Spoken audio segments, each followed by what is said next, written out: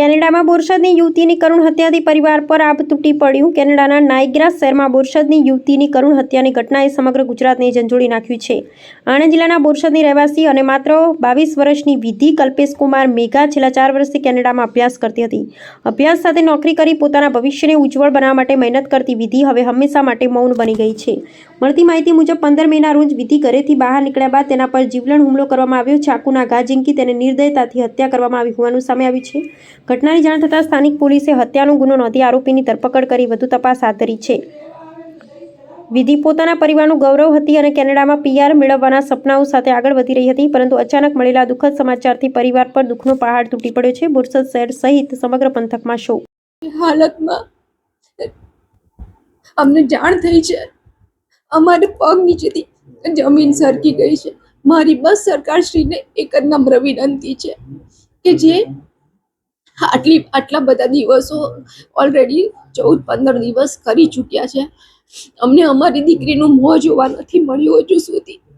તો મારી બસ એક નમ્ર વિનંતી છે કે અમારી દીકરીની જે બી કન્ડિશન છે, અમને લોકોને એટલીસ્ટ એનું મોં બતાવે. ત્યાં આગળથી સરખી એ લોકો કોઈ અમને જવાબ નથી આપી રહ્યા. મારો ભાઈ ત્યાં જ છે, એ બનતા બધા પ્રયત્નો કરે છે, પણ ત્યાંથી અમને જેવો સપોર્ટ જોઈએ એવો સપોર્ટ અમને મળી જ નથી રહ્યો.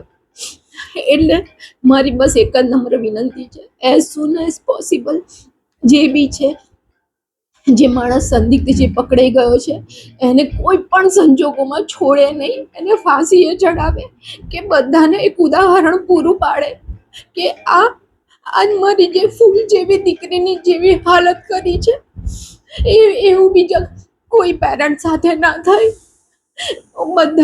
બધાને મારી હાથ જોડીને નમ્ર વિનંતી છે, સરકારશ્રીને મારી નમ્ર વિનંતી છે કે બસ મારી દીકરીને પરત અમને ખાલી એક મોં જોવા મળી જાય, બીજું મારે કશું જ નથી કહેવું. એની મમ્મીની કોઈ હાલત છે નહીં અત્યારે વાત થાય એવી. દીકરી 4 વર્ષથી ત્યાં સ્ટુડન્ટ વિઝા પર હતી અને આ બનાવ 15 તારીખે બન્યો હતો. અમને જાણ કાલે થઈ છે. અમને ઓફિશિયલ ઈમેલ આવ્યો એટલે અમે ત્યાં બધી તપાસ કરાવી અને પ્રોસિજર કાલે ચાલુ કરાવી દીધી. સરકાર પાસેથી એટલી જ અપેક્ષા કે અમારી દીકરીની જે ડેડ બોડી છે જે as soon as possible India મોકલાવે અને જે આરોપી પકડાયો છે એને ફાંસીની સજા આપે કાં તો એને જેલ આજીવન કેદની સજા આપે. ભારતીય વિદ્યાર્થીઓને ચિંતામાં વિદેશમાં ભણવા જતા હતા, તેમની સુરક્ષા માટે સરકાર પાસે શું અપેક્ષા સુરક્ષા માટે જી શું બનાવ બન્યો છે અને આપને એ બનાવની કઈ રીતે જાણ થઈ?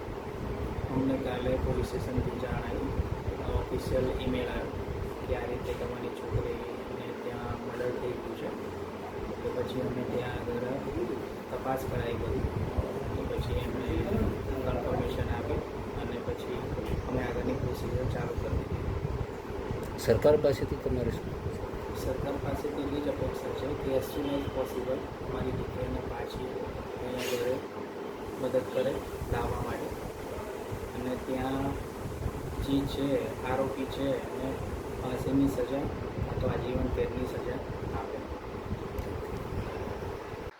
4 વર્ષથી કેનેડામાં અભ્યાસ માટે ગઈ હતી અને બનાવની જાણ અમને કાલે થઈ.